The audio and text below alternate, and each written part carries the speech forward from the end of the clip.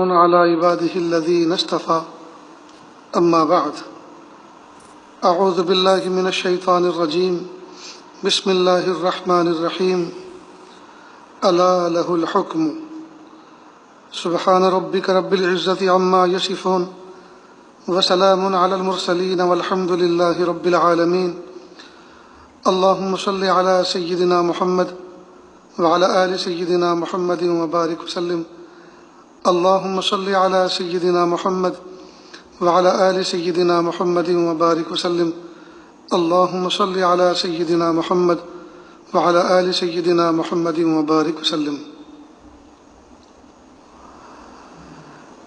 ماہ رمضان مبارک کی 17 تاریخ ہے، سن 1441 ہجری ہے۔ مئی مہینے کی 11 تاریخ ہے، سن 2020 عیسوی ہے۔ لاک ڈاؤن کا زمانہ ہے اور کرونا وائرس کی وبا ہے۔ اللہ تعالیٰ سے دعا ہے کہ اللہ پاک اس بیماری سے اہل ایمان کی، پوری انسانیت کی حفاظت فرمائے، اور اللہ پاک اپنی طاقت اور قدرت کو پہچاننے کا اس کو ذریعہ بنا دے۔ اللہ رب العزت نے اپنی قدرت سے اور اپنے فضل سے ہم سب کو دنیا میں پیدا فرمایا، اور اس دنیا میں نفع نقصان کی چیز کیا ہے اللہ پاک نے وہ بھی ہمیں بتائی۔ اس دنیا میں ماں باپ اپنے بچوں کی ضروریات سے خوب واقف ہوتے ہیں، حالانکہ بچے چھوٹے ہوتے ہیں، ابھی ان کی زبان نہیں پلٹتی، وہ کوئی تلفظ نہیں کر سکتے، لیکن ان کو اشاروں کے سمجھنے میں بھی ماں باپ کو کوئی تکلیف نہیں ہوتی، وہ سمجھ جاتے ہیں کہ اس کی ضرورت کیا ہے۔ اسی طرح انسان جو اپنے باڑے میں، آنگن میں، کھیتی باڑی میں جانور پالتا ہے اپنی ضرورت کے، گائے ہیں، بھینسیں ہیں، بکریاں ہیں، جب وہ جانور انسان کے باڑے میں رہتی ہیں اور انسان کی نگرانی میں رہتی ہیں، اس کی ملکیت ہوتی ہے، تو انسان کو ان کی ضرورتوں کو سمجھنے میں بھی دشواری نہیں آتی، حالانکہ وہ بے زبان جانور ہیں، بے زبان جانور ہوتے ہیں، لیکن انسان سمجھ جاتا ہے کہ اس کا مزاج کیسا ہے، اس کی طبیعت کیسی ہے، آج یہ بھوکی کیوں ہے، آج یہ بیٹھی ہوئی کیوں ہے، آج یہ جانور کھڑا ہوا کیوں ہے، بیٹھ کیوں نہیں رہا، اس کا پیشاب بتلا رہا ہے، اس کے پیشاب کا طریقہ اور اس کی مینگنیاں اور گوبر وہ بتا رہا ہے کہ اس کا جی ٹھیک نہیں ہے، اس کی صحت ٹھیک نہیں ہے۔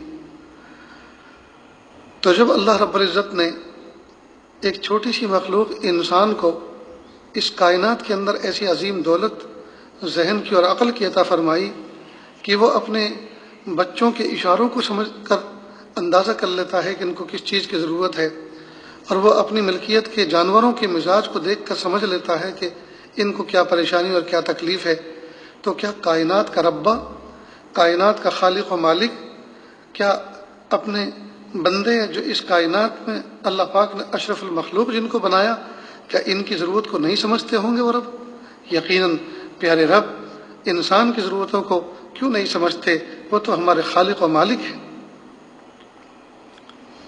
انسان کو اللہ نے کیوں پیدا فرمایا، اس کا مقصد حیات کیا ہے، اس کی ضروریات کیا ہیں، اس کے مضرات کیا کیا ہیں، اور اس کے منافع کن چیز میں ہیں۔ اللہ رب العزت نے انسانوں کی ہدایت کے لیے ایک نظام بنایا، اور اس نظام کو نبوت کا نظام کہتے ہیں، رسالت کا نظام کہتے ہیں، کہ اللہ پاک نے انسانوں کی ہدایت کے لیے ایک سلسلہ قائم فرمایا، اور انسانوں کی ہدایت اس پر موقوف فرمائی کہ آپ ان کی باتوں کو مانیں، وہ جو کہہ رہے ہیں وہ ہمارے نمائندے ہیں، ہمارے فرشتادہ ہیں، ہمارے میسنجر ہیں، ان کی بات جو تم مانو گے اور سنو گے تو آپ ہمیں خوش کرنے والے بنو گے۔ چنانچہ سب سے پہلے نبی جو اس کائنات میں آئے وہ ابو البشر حضرت آدم علیہ السلام تھے، جن کی ذات سے انسانوں کا بیج اس دھرتی پر آیا، جو انسانوں کی ابتدا تھے، اور وہ اللہ کے پیغمبر بھی تھے، نبی بھی تھے۔ پھر یہ سلسلہ چلتا رہا، انبیاء کرام آتے رہے، انسانوں کی تعداد بڑھتی رہی، انسانوں کے مسائل بڑھتے رہے، انبیاء کرام آتے رہے۔ کئی مرتبہ تو ایک ہی زمانے میں کئی نبی ہوتے تھے، بھائی بھی نبی، دوسرا بھائی بھی نبی، بیٹا بھی نبی، ابا بھی نبی، چچا بھی نبی، سسر بھی نبی، داماد بھی نبی، اس طرح انبیاء کرام کا سلسلہ چلتا رہا اور انبیاء کرام اب اپنے وقت پر آتے رہے، اور اللہ رب العزت اپنے منشے کو، اپنی مراد کو انبیاء کرام کے ذریعے سے انسانوں پر واضح کرتے رہے۔ انبیاء کرام اس زمانے میں جب تشریف لاتے تھے تو انسانیت کا بچپنا تھا، انسان گویا اس دنیا کے اندر اس دھرتی پر گھٹنیوں چل رہا تھا، لہذا ہر چیز کی سکھانے کی ضرورت تھی۔ چنانچہ جب انبیاء کرام دنیا میں تشریف لاتے تھے تو وہ جہاں انسانوں کو اللہ سے جوڑنے کے لیے عبادت کا علم لے کر آتے تھے، وہی انسانوں کی معاش کا بھی علم لے کر آتے تھے کہ وہ اس دنیا میں اپنے آپ کو کیسے ڈیولپ کریں، اپنی ضرورتوں کو کیسے تیار کریں اور اس میں کیسے سہولت پیدا ہو۔ چنانچہ کوئی نبی کھیت جوتنے کی تعلیم لے کر آیا کہ کھیت کیسے جوتا جاتا ہے، بیج کیسے بویا جاتا ہے۔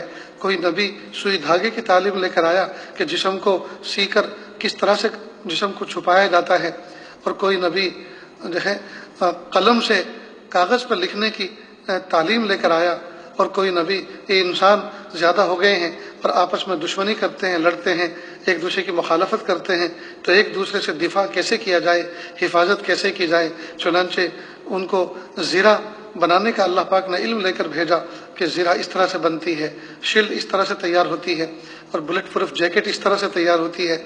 غرض یہ کہ انبیاء کرام جہاں انسانوں کو ذات حق سے وابستہ کرتے تھے، اللہ کی ذات سے جوڑتے تھے عبادت اور طاعت کے ذریعے سے، وہیں ساتھ ساتھ انبیاء کرام انسانوں کو اس دنیا کے اندر رہتے ہوئے کس طرح سے وہ اللہ تعالیٰ کی نعمتوں سے فائدہ اٹھائیں اور کیسے اپنے لیے کاموں میں سہولت پیدا کریں، اس کا بھی علم لے کر آتے تھے۔ جب انسانیت اپنے بچپنے سے نکل گئی اور انسانیت گویا بھرپور جوانی کو پہنچ گئی، پھر اللہ رب العزت نے سید الانبیاء محمد الرسول اللہ صلی اللہ علیہ وسلم کو آخر میں بھیجا۔ وہ خاتم النبیین ٹھہرے، محبوب صلی اللہ علیہ وسلم پر نبوت ختم ہو گئی اور نبوت کے دروازے کو گویا تالا لگا دیا گیا۔ اب صبح قیامت تک کوئی نبی آنے والا نہیں ہے۔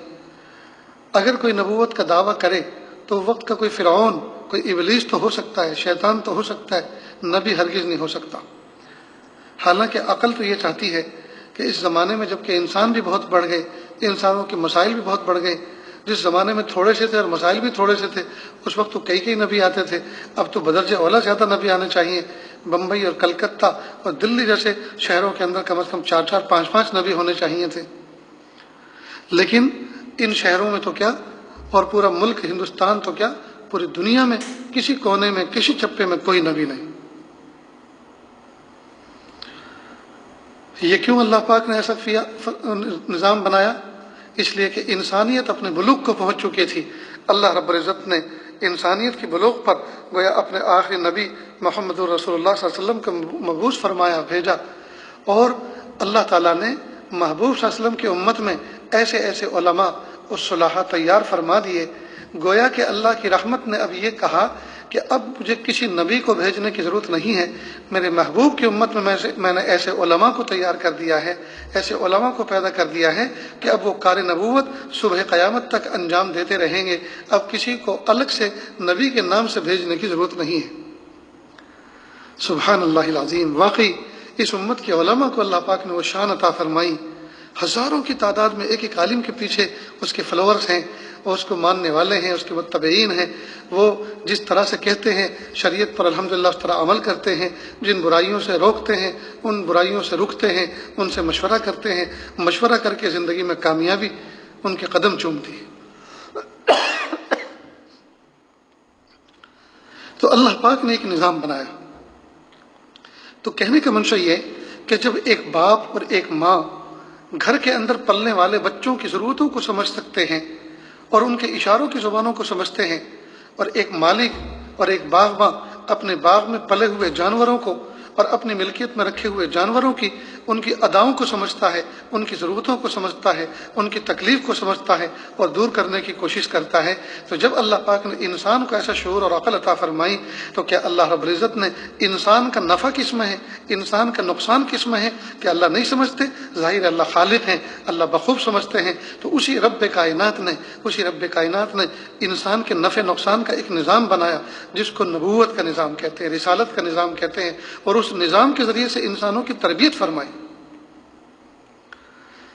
اس لیے کہ نفع نقصان کا نظام بنانے کے لیے دو چیزوں کی بنیادی طور پہ ضرورت ہے، ایک تو علم پورا ہو، ایک فہم پوری ہو۔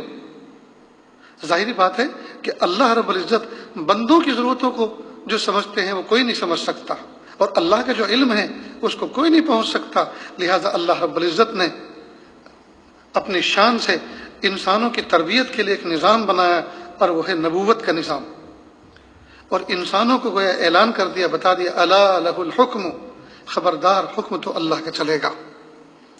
اللہ کے حکم اس دنیا میں، اس دھرتی پر جو سکہ رائج الوقت ہوگا، اس دھرتی پر جو سکہ چلتا ہوگا وہ اللہ کے حکم کا چلتا ہوگا، اسی میں تمہاری کامیابی ہے۔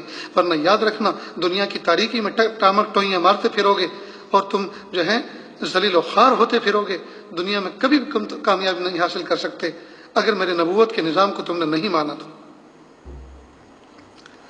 آج میں بڑے درد کے ساتھ اور بڑے اخلاص کے ساتھ میں باوضو ہوں اور خانہ خدا میں ایک کونے میں بیٹھا ہوں، قبلہ رخ بیٹھا ہوں۔ میں بڑے درد کے ساتھ اپنے برادران وطن سے اور پوری انسانیت سے خطاب کرتا ہوں۔ انٹرنیٹ کے ذریعے سے یہ پیغام نہ جانے دنیا میں کہاں کہاں جاتا ہے، یہ آواز کہاں کہاں تک پہنچتی ہے، دنیا گلوبل ولیج بن چکی ہے۔ میں آج پوری انسانیت، پورے انسانوں سے خطاب کر کے یہ بات کہتا ہوں کہ ہم دنیا کے ہر نفع نقصان میں اپنی عقل دوڑاتے ہیں، کوششیں کرتے ہیں، محنتیں کرتے ہیں اور نفع نقصان کو سمجھنے کی کوشش کرتے ہیں۔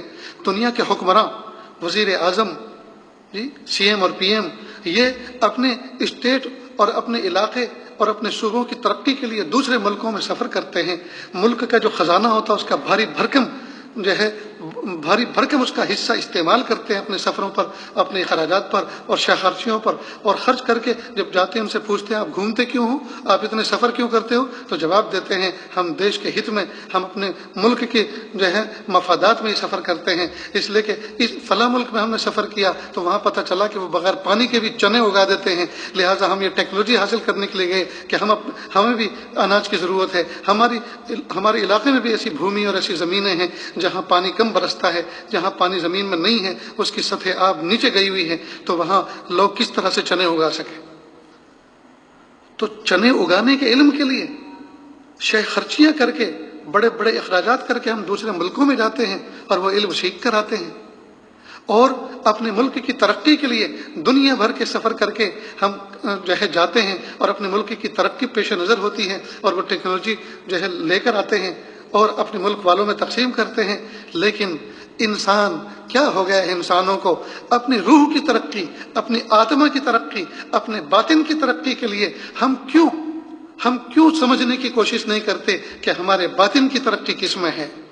اور ہم اہل ایمان جن مسلمانوں سے پوری دنیا اس وقت کھار کھائی ہوئی ہے، اور مسلمانوں سے پوری دنیا اس وقت دشمنی لیے ہوئے ہے، اور مسلمان اس وقت مظلومیت کے زندگی آسمان کی چھت کے نیچے گزار رہے ہیں، ان علماء اور ان کے پیشوا آخر ان کے ساتھ سر جوڑ کے کیوں نہیں بیٹھتے کہ آج ہم نیوٹرل ہو کر، ہم بالکل خالی الذہن ہو کر ہم تم سے کچھ سوال کرتے ہیں، ہمارے من میں کچھ سوال ہیں، ہم آپ سے پوچھتے ہیں، آپ بتاؤ، ہمیں جواب دو۔ وہ جواب دیں گے، اور اسلام کا نظام ایسا ہے اگر اس سے جواب نہیں بن سکے گا تو اپنے کسی بڑے سے پوچھ کے جواب دے گا۔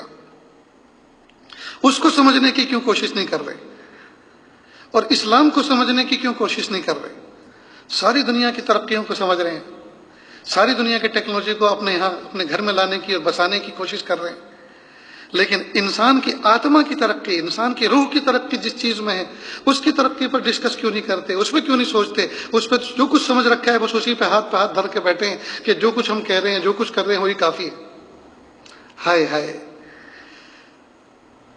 حضرت خواجہ نظام الدین اولیاء رحمۃ اللہ علیہ ایک مرتبہ بیمار ہوئے، اور بیماری ایسی تھی کہ ان کو بے ہوشی اور غشی طاری ہو جاتی تھی۔ اس علاقے کے اندر ایک جوگی اس زمانے میں تھے، جو اپنی نفس کشی کر کے، اپنی روح پہ محنت کر کے، یہاں بیچ میں ایک بات سمجھ لیں، جب انسان نفس کشی کرتا ہے، اپنی خواہشات نفس کے خلاف کرتا ہے، تو اللہ پاک چاہے وہ کسی بھی مذہب کا ہو، کچھ نہ کچھ اس کی روح میں کمال پیدا کر دیتے ہیں، کچھ نہ کچھ۔ وہ صرف نجات کے لیے کافی نہیں ہوتا، کچھ نہ کچھ اس کو کمال دے دیتے ہیں۔ چنانچہ وہ جوگی اپنی روح پہ محنت کر رہا تھا، نفس کے خلاف کر رہا تھا، تو اللہ پاک نے اس کو ایک عجیب صلاحیت دی تھی کہ وہ اگر کسی بیمار کو دیکھ لے اور اس پر توجہ ڈالتے تو اس کی بیماری کو سلب کر لیتا تھا۔ اس کو سلبی توجہ بھی کہتے ہیں۔ تو جب حضرت ایک مرتبہ اس بے ہوشی سے افاقہ پایا تو مریدین متعلقین نے کہا حضرت ایک جوگی ہیں، وہ اسی طرح سے بیماروں کو شفا دلاتا ہے، تو ہم آپ کو اس کے پاس لے کے چلتے ہیں۔ حضرت نے فرمایا ہرگز نہیں، مجھے اس کے ہاں کبھی مت لے جانا۔ پھر بے ہوش ہو گئے۔ اب وہ بار بار بے ہوشی کے دورے پڑتے رہے۔ ایک مرتبہ مریدین نے سوچا کہ اب کی بار جب بے ہوش ہو جائیں گے، ہم ان کی چارپائی سمیت ان کو چارپائی پہ لٹا کے چاروں پائیں پکڑ کے اٹھا کے اس کے ہاں لے جائیں گے اور اس سے علاج کروائیں گے، اور جب ٹھیک ہو جائیں گے، چاہے یہ ماریں تو کوئی بات نہیں، مار کھا لیں گے، لیکن حضرت کی تکلیف ہم سے دیکھی نہیں جاتی۔ اللہ کی شان، حضرت پر غشی طاری ہوئی اور یہ لوگ اپنے مشورے کے مطابق چارپائی اٹھا کے جوگی کے ہاں لے گئے۔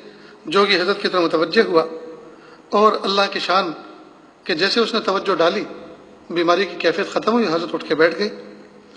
حضرت نے اس کی در و دیوار کو جب دیکھا تو حضرت نے اندازہ کر لیا کہ یہ تو میں کسی اور جگہ پر ہوں، تو فوراً جوگی کی طرف متوجہ ہوئے اور اس سے پوچھا کہ یہ کمال آپ کو کیسے ملا ہے؟ تو کہا کہ جی میں اپنی نفس کے خلاف کرتا ہوں، اپنے نفس کی ہر بات کی جو ہے ہر بات کے خلاف کرتا ہوں، اللہ پاک نے مجھے یہ کمال اس وجہ سے دیا ہے۔ کہ اچھا یہ بتاؤ اسلام لانے کو آپ کا نفس کہتا ہے کہ نہیں کہتا؟ اب وہ خاموش، تو کہا بتائیے کہ جی نہیں کرتا، اسلام لانے کو میرا نفس نہیں کہتا۔ تو کہا اس کی مخالفت کیوں نہیں کرتے پھر؟ اب وہ سوچ میں پڑ گیا۔ پھر حضرت نے فرمایا کہ اگر آپ اس کی مخالفت کرو گے تو یاد رکھنا اللہ تعالیٰ اس سے کہیں آگے تمہیں کمالات عطا فرمائیں گے۔ بس اس نے فوراً کلمہ پڑھ لیا اور مشرف اسلام ہو گیا۔ اب حضرت وہاں سے نکلے تو لوگوں نے کہا حضرت جوگی کے یہاں گئے تھے؟ تو کہا جوگی کے یہاں علاج کے لیے نہیں گئے تھے، جوگی کا علاج کرنے گئے تھے، اس کو مشرف اسلام کر کے آئے۔ تو اللہ رب العزت نے یہ واقعہ سنانے کے بعد اصل بتانا یہ تھا کہ اللہ رب العزت نے انسان کے اندر بے شمار کمالات رکھے ہیں۔ اللہ پاک نے اس کو اشرف المخلوق بنایا ہے، لیکن یہ کمالات اس وقت تک ادھورے ہیں، اس وقت تک ناقص ہیں جب تک کہ وہ نبوت کی روشنی کے میں حاصل نہ کیے گئے۔ نور نبوت سے جب تک وہ دور رہیں گے وہ کمالات نہیں ہیں، وہ زوال ہے۔ کمال تو تب ہوگا جب نور نبوت سے وہ کمال منور ہو۔ تو اللہ رب العزت نے ہم سب کو ایمان عطا فرمایا، اور جو لوگ ایمان سے محروم ہیں اللہ تعالیٰ سے دعا ہے کہ اللہ پاک ان کو ایمان والوں سے مل کر ایمان اور دین کو سمجھنے کے اللہ ان کو توفیق عطا فرمائے۔ تو اللہ رب العزت نے انبیاء کرام کا سلسلہ جو بنایا، اس انبیاء کرام کے سلسلے میں جو تعلیمات بھیجی وہ تعلیمات ایسی پرفیکٹ ہیں کہ اس میں نو ڈاؤٹ، اس میں کوئی شک نہیں ہے، اس میں کوئی تبدیلی آنے والی نہیں۔ بالخصوص اللہ کے محبوب صلی اللہ علیہ وسلم کے ذریعے سے جب اتمام نعمت قرار دے دیا اللہ پاک نے اور دین مکمل کر دیا، اب اس دین میں کوئی کنفیوژن نہیں، اس میں کوئی شک و شبہ نہیں، اب اس میں کوئی تبدیلی نہیں۔ لہٰذا نماز جیسے محبوب کے زمانے میں پڑھی جاتی تھی صبح قیامت تک ایسے ہی پڑھی جاتی رہے گی۔ حج جس طرح سے محبوب کے زمانے میں جس جگہ ہوتا تھا، جس طرح ہوتا تھا، صبح قیامت تک اسی طرح ہوتا رہے گا۔ اللہ اکبر کبیرہ۔ یہ اب ہمیشہ یعنی صبح قیامت تک کے لیے اللہ رب العزت نے ایک سلیبس بنا کر محبوب کے ذریعے سے بھیج دیا۔ جو اس سلیبس کو پڑھے گا، جو اس سلیبس پر عمل کرے گا، جو اس نظام کو اپنائے گا، اللہ تعالیٰ اس کے لیے فتح و کامرانی اللہ پاک مقدر فرما دے، دنیا میں بھی کامیابی اور آخرت میں بھی کامیابی۔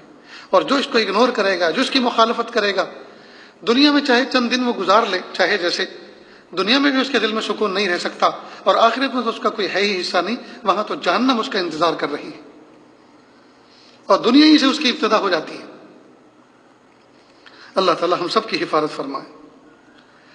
اب محبوب صلی اللہ علیہ وسلم کے ذریعے سے جو دین ہم تک پہنچا، اس اسلام کا امتیاز دو بنیادی باتیں ہیں، ایک ہے عدل اور ایک ہے اعتدال۔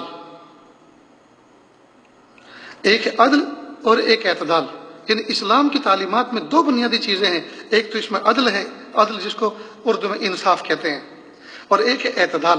دونوں کا مطلب کیا ہے؟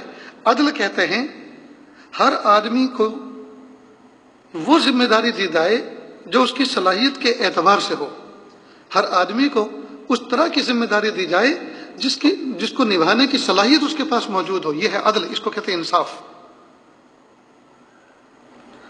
اور اعتدال سے مراد جو حقوق متعین کیے ہیں اس میں انصاف ہو، یعنی جس کے ذمے جو حق لگائے گئے ہیں اس انصاف کے ساتھ لگائے، ایسا نہ ہو کہ کمزور ہیں تو اس پر زیادہ بوجھ لاد دیا اور جو قوی ہے تو اس کو کم دیا، افراط و تفریط نہیں۔ اعتدال کی ضد ہے افراط و تفریط۔ تو اللہ پاک نے اس میں عدل بھی رکھا اور انصاف بھی رکھا۔ عدل کا مطلب یہ کہ جس کے اندر جو صلاحیت ہے اسی صلاحیت کے اعتبار سے اس کو کام دیا گیا، اور اس میں افراط و تفریط سے اللہ پاک نے بچا کے رکھا۔ تو اسلام کی تعلیمات میں، روشن تعلیمات میں عدل بھی ہے اور انصاف بھی ہے۔ مثال کے طور پر اللہ پاک نے کائنات کے اندر ہر جاندار کے جوڑے بنائے، ایک کو میل بنایا، ایک کو فیمیل بنایا۔ انسان جو اشرف المخلوق ہے اس کا بھی جوڑا بنایا، ایک کو مرد بنایا، ایک کو عورت بنایا۔ مرد کو مرد بنا کر اس کی صلاحیت کے مطابق اللہ پاک نے کام الگ دیے، عورت کو عورت بنا کر اس کی صلاحیت کے مطابق اس کے ذمہ کام اور لگائے۔ دیکھو اس کو کہتے ہیں عدل و اعتدال۔ جی، مرد کو مرد بنایا اور کہا کہ اے مرد تو گھر کے باہر نکل، تو گھر کے باہر نکل، دو پیسے کما، اپنی صلاحیتوں کو اینٹ پر اور پتھر پر، لوہے پر اور لکڑ پر خرچ کر، دو پیسے کما، اپنا بھی پیٹ پال اور اپنی بیوی بچوں کا بھی پیٹ پال۔ اور اللہ پاک نے جب اس کو گھر کے باہر نکالا تو گھر کے باہر نکالنے پر ان کو جن صلاحیتوں کی ضرورت تھی، جس ویپن کی ضرورت تھی، اللہ پاک نے وہ سب عطا فرمائے۔ مثلا اللہ پاک نے اس کو بہادر بنایا، گھر کے باہر بہادری کی ضرورت ہے۔ اللہ پاک نے اس کو جہوری صوت بنایا، بلند آواز والا بنایا، گھر کے باہر اس کی ضرورت ہے، اس کو اپنے مزدوروں کو لے کر چلنا ہے، جی کھیتی باڑی پہ جانا ہے، بلند آواز سے اس کو پکارنا ہے۔ عورت جیسے اگر اس کی آواز ہوگی تو کون سنے گا اس کی آواز کو؟ تو اس کو بلند آواز بنایا، اس کو باہمت بنایا، اس کو عقل پوری عطا فرمائی کہ کہیں ایسا نہ ہو کہ اس کو بیوقوف بنا جائے، کوئی اس کو دھوکہ دے جائے تو یہ کسی کے دھوکے میں نہ آ جائے، تو عقل اور سمجھ پوری عطا فرمائی۔ تو گھر کے باہر کے کام اس کے ذمہ لگائے تو صلاحیتیں بھی وہ عطا فرمائی جو گھر کے باہر کے کام کو کرنے کے لیے زیب دیتی ہیں۔ عورت کے ذمہ اللہ پاک نے گھر کے کام لگائے، کہا کہ اے عورت تو گھر کے اندر چار دیواری کے اندر رہ، اور گھر کی چار دیواری کے اندر رہتے ہوئے اپنی بیوٹی کا خیال رکھ، اپنی صفائی ستھرائی کا خیال رکھ، اپنے حسن کی حفاظت کا پورا خیال رکھ، دھیان رکھ، شوہر کی امانت میں خیانت نہ کر، اور تیری گود میں جنم لینے والے، پیدا ہونے والے بچوں کی تربیت کا پورا خیال رکھ۔ گویا ایک اعتبار سے اللہ پاک نے عورت کے ذمے وہ عظیم الشان کام لگایا کہ ساری دنیا کے مرد مل کے بھی وہ کام نہیں کر سکتے، اور وہ ہے بچوں کی ابتدائی تربیت۔ بچوں کی ابتدائی تربیت، اور یہ تربیت اس لیے اس کے ذمہ لگائی کہ یہ تربیت اسی کی شان ہے، اس لیے کہ بچے کو اٹیچمنٹ زیادہ ماں کے ساتھ رہتا ہے۔ بچہ 9 مہینے ماں کے رحم میں رہتا ہے، پیٹ میں رہتا ہے، اور 2 سال ماں کی چھاتی سے لگ کر دودھ پیتا ہے، اور 5-6 سال دست شفقت میں رہ کر اپنے سارے سیاہ سفید کا مالک اپنی ماں کو بنائے ہوتا ہے، گویا ماں کے اشاروں پہ سارے کام کرتا ہے، اور ماں اس کی ساری ضرورتوں کو بہم پہنچاتی ہے، یہاں تک کہ وہ استنجا کرانے میں اپنی ماں کے ہاتھوں کا محتاج، اس کو دھلنے دھلانے میں ماں کے ہاتھوں کا محتاج، کپڑے پہننے اور نکالنے میں ماں کے ہاتھوں کا محتاج، کھانا کھانے میں اور گرم کھانے کو ٹھنڈا کرنے میں اپنی ماں کے ہاتھوں کا محتاج۔ غرض یہ کہ بچے کو زیادہ اٹیچمنٹ ماں کے ساتھ ہوتی ہے، تو جو آدمی جس کے ساتھ زیادہ رہے گا ظاہری بات ہے وہی اس کی ضرورتوں کو سمجھ سکتا ہے، تو بچہ چونکہ ماں کے ساتھ زیادہ رہتا ہے لہذا ماں اس کی ضرورتوں کو اور فیلنگس کو سمجھتی ہے۔ لہذا میں تو کہا کرتا ہوں کہ اللہ پاک نے ماں کے سینے میں اور ماں کے حلق اور منہ میں ایسے سینسر لگا دیے ہیں جن سینسر کے ذریعے سے ماں ڈیٹیکٹ کرتی ہے کہ میرے بچے کو کیا ہوا ہے۔ 2 مہینے کا بچہ، 3 مہینے کا بچہ بچے کا باپ گھر میں آتا ہے، ماں دور سے کہتی دیکھو بائک کو اسٹینڈ پہ کھڑی مت کرنا، میں بالکل تیار بیٹھی ہوں، بچے کو ڈاکٹر کے ہاں لے کے جانا ہے۔ کہا کیوں؟ کہا بچے کا جی ٹھیک نہیں ہے۔ ارے بچہ ابھی تو بولتا بھی نہیں، اس نے کیسے بتا دیا آپ کو کہ جی ٹھیک نہیں ہے؟ تو وہ تو ماں کی طبیعت جانتی ہے، ماں سے پوچھو کہ کیسے پتہ چلتا ہے۔ جب بچے کا جی ٹھیک نہیں ہوتا، ماں کے حلق کا مزہ کڑوا ہو جاتا ہے، منہ کا ذائقہ بدل جاتا ہے، ماں پہچان جاتی ہے میرے بچے کا جی ٹھیک نہیں ہے۔ بچے کا دودھ اترتا ہے، بچہ تنہائی میں کہیں سویا ہوا ہوتا ہے، ماں کہیں اور جگہ بیٹھی ہوتی ہے، وہاں بچہ اٹھ کر بھوک میں روتا ہے، ماں کے سینے میں دودھ میں ہلچل مچتی ہے اور ماں اٹھ کے چلی جاتی ہے۔ یہ تو ماں سے پوچھو کہ ماں کے سینے میں اللہ پاک نے کیسے سینسر لگائے۔ اب جو نظام اللہ پاک نے ایک عورت ذات کے ساتھ وابستہ کیا ہے، ساری دنیا کے مرد مل کر بھی اس نظام کو پورا نہیں کر سکتے، اس لیے کہ اس کے لیے تو اللہ پاک نے عورت ہی کو چنا ہے۔ اب آج کی روشن خیال دنیا، اپنے آپ کو عقل مند سمجھنے والی دنیا، فطرت کے نظام کے بالکل خلاف چل رہی ہے اور بغاوت کر رہی ہے۔ وہ کہہ رہی ہیں عورتوں کو جو ہے برابر کے حقوق ملنے چاہیے، ناری شکتی ایک طاقت کا نام ہے، ناری شکتی، لہٰذا اس کے حقوق ملنے چاہیے۔ بھائی کیا کیا حقوق ہے ذرا ہمیں بھی تو بتاؤ۔ کہ عورت گھر میں رہتی ہے، اس کو بھی باہر نکالو، تو کہا کیوں نکالو بھائی؟ کہ یہ بھی کمانے یہ اس کا بھی شوق ہے کمانے کا، تو کہا شوق، اس کا شوق ہے یا اس کی ضرورت ہے؟ ضرورت ہے تو شوہر کے ذریعے سے اس کی ضرورت تو پوری ہو رہی ہے۔ ہاں باہر نکلنے کا شوق ہے، بہت سارے لوگوں کو دیکھنے کا شوق ہے، یہ تم لوگوں کو اس کو دیکھنے کا شوق ہے، تو اس کو گھر سے باہر نکالنے میں تمہاری مرضی ہے۔ اچھا یہ بتاؤ، جب تم اس کو کمانے کے لیے گھر سے باہر نکالو گے تو اب یہ بتاؤ کہ وہ کمائے گی تو پھر گھر میں واپس جا کر فوراً آرام کرے گی، گھر کا کھانا بھی پکائے گی؟ کہا بھائی کھانا پکانا تو اسی کو زیب دیتا ہے، وہی بنائے گی، مرد تو نہیں بنائیں گے۔ تو پھر تم نے اس کو آزادی کہاں دی؟ پھر تم نے اس کو برابر کا حق کہاں دیا؟ تم نے تو اپنے سے ڈبل حق دیا اس کو۔ تم تو سنگل جاب کرتے تھے، گھر سے نکلتے تھے کمانے کے لیے اور کما کے آتے تھے، گھر میں آرام کرتے، اب اس کی قسمت میں تو آرام ہے نہیں، یہ تو گھر سے نکلتی ہے۔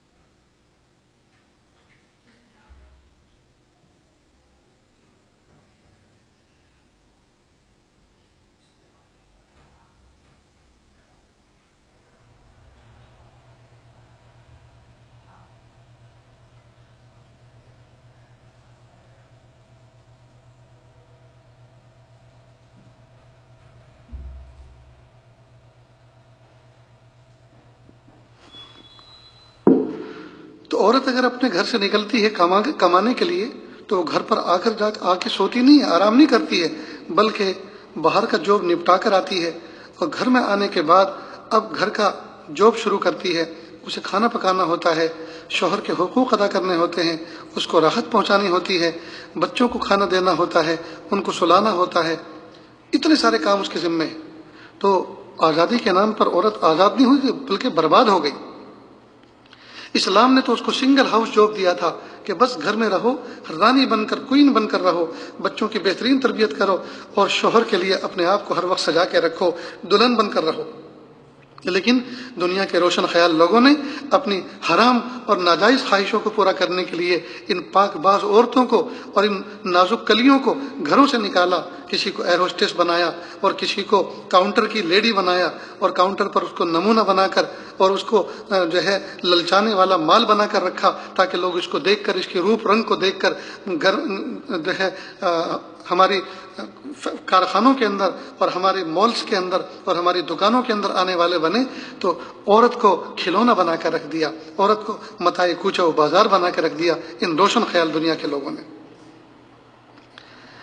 تو اسلام نے اتنا بہترین نظام حیات دیا ہے دین اسلام نے اور شریعت نے اتنا بہترین نظام حیات دیا ہے، مرد کو مرد بنایا، عورت کو عورت بنایا، چھوٹوں کو چھوٹا، بڑوں کو بڑا، ہر ایک قسم میں اس کی حقوق اور اس کے آداب متعین فرما دیے کہ اس طرح سے زندگی گزارو گے تو دنیا میں تم کامیاب رہو گے، اور جب ہمارے بتائے ہوئے اصول اور ضابطے کے مطابق دنیا میں تم کامیاب زندگی گزارو گے تو یاد رکھنا آخرت کے اندر بھی ہم تمہیں کامیابی عطا فرمائیں گے جنت کی شکل میں۔ تو میرے بھائیوں اور بہنوں، اللہ پاک نے ہمیں دین اسلام دے کر کتنا بڑا انعام عطا فرمایا، کتنا بڑا اللہ پاک نے ہم پر کرم فرمایا۔ ہمیں چاہیے ہم اپنے ہاتھوں کو اٹھا کر، ہاتھوں کا پیالہ بنا کر جہاں اللہ سے دولت مانگتے ہیں، رزق مانگتے ہیں، عزت مانگتے ہیں، صحت مانگتے ہیں، ہم اللہ تعالیٰ کا دعاؤں میں اس بات پر شکر ادا کریں، میرے مولا آپ نے ہمیں پیدائشی مسلمان بنایا، ہمیں آپ نے اسلام عطا فرمایا، اللہ ہم اس پر آپ کا شکر ادا کرتے ہیں، اس نعمت پر آپ کا شکر ادا کرتے ہیں۔ اللہ آپ نے ہمیں جہالت میں نہیں رکھا، آپ نے ہمیں اندھیروں میں نہیں رکھا، آپ نے ہمیں تاریکی میں نہیں رکھا، میرے پیارے اللہ آپ نے کتنا بڑا اعزاز عطا فرمایا، بن مانگے آپ نے ہمیں اسلام کی دولت عطا فرمائی۔ یا اللہ اس نعمت عظمیٰ پر ہم آپ کا بے انتہا شکر ادا کرتے ہیں، یا اللہ اس شکر کو قبول فرما لیجیے۔ تو ہم اللہ کا شکر ادا کریں۔ تو آج کی مجلس بس اسی پر موقوف ہوتی ہے کہ اسلام جو اللہ پاک نے ہمیں نعمت عظمیٰ کے طور پر عطا فرمایا ہے، ہم اس نعمت پر اس مبارک مہینے کے اندر دعاؤں کے اندر اللہ کا شکر ادا کریں، مستقل اس کے لیے 2 نفلیں پڑھیں اور اللہ سے کہ میرے پیارے رب آپ نے ہمیں ایمان عطا فرمایا، اسلام عطا فرمایا، یا اللہ اس نعمت پر آپ کا شکر ادا کرتے ہیں، اللہ اس شکر کو قبول فرما لیجیے۔ اور یاد رکھنا لئن شکرتم لازیدنکم، اللہ فرماتے ہیں اگر تم شکر کرو گے تو تمہاری نعمتوں میں اور اضافہ کروں گا۔ اگر ہم نعمت اسلام پر شکر کریں گے تو انشاءاللہ اس نعمت میں بقا بھی ہوگا، اور اس نعمت میں اضافہ بھی ہوگا، اس نعمت میں برکت بھی ہوگی، اور اس نعمت میں اللہ پاک اس نعمت کو یعنی اپنانے اور اس نعمت کو اختیار کرنے میں جو کچھ تکلیفیں پریشانی آ سکتی ہیں، یعنی اعمال کرنے میں جو مجاہدے، اللہ پاک ان مجاہدوں کو بھی دور فرمائیں گے اور اللہ پاک شوق سے تبدیل فرما دیں گے۔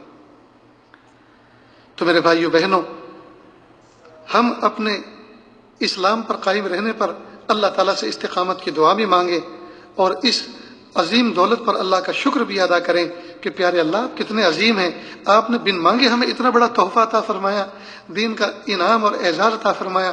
میرے پیارے اللہ اب ہم آپ سے بھیک مانگتے ہیں، اللہ جی اس کو دینے کے بعد آپ چھین نہ لیجیے۔ بلکہ میں تو کئی مرتبہ دعا میں اپنے پیارے رب سے اس طرح سے مناجات کرتا ہوں، پیارے اللہ میں چند بچوں کا باپ ہوں، ایسا کبھی نہیں ہوا میں نے بچوں کو کپڑے لا کر دیے، سلوا کر دیے، ان کو پہنایا اور تھوڑی دیر کے بعد ان سے کسی بات پہ ناراض ہو گیا تو میں نے ان کے کپڑے کبھی نہیں اتروائے۔ کہ اللہ عزت کا لباس پہنا کر باپ کبھی ان کو بچوں کو بے عزت نہیں کیا کرتا، کبھی بے عزت نہیں کیا کرتا۔ میرے پیارے اللہ آپ نے ہمیں دین اسلام کا لباس عطا فرمایا ہے، اللہ اس کو چھین کر کبھی ہمیں بے آبرو مت فرمانا، بے آبرو مت کرنا۔ دنیا کا سخی اگر کوئی کسی کو لباس دے دے تو دینے کے بعد وہ لیا نہیں کرتا، چھینا نہیں کرتا۔ میرے پیارے اللہ آپ تو سخیوں کے سخی ہیں، آپ تو دھنیوں کے دھنی ہیں، آپ تو رب ہیں، آپ تو خالق و مالک ہیں۔ آپ نے ہمیں جو ایمان کا لباس اور عزت و آبرو کا لباس عطا فرمایا ہے، میرے پیارے اللہ دنیا میں چھین کے کبھی بے آبرو مت کرو۔ اللہ تعالیٰ سے دعا ہے اللہ تعالیٰ کہنے سننے سے زیادہ عمل کی توفیق عطا فرمائیں۔ وآخر دعوانا ان الحمد للہ رب العالمین۔ دعا کر لیجیے۔ بسم اللہ الرحمن الرحیم۔ الحمد للہ رب العالمین الرحمن الرحیم مالک یوم الدین ایاک نعبد و ایاک نستعین ایاک نعبد و ایاک نستعین اهدنا الصراط المستقیم صراط الذین انعمت علیہم غیر المغضوب علیہم ولا الضالین آمین یا رب العالمین۔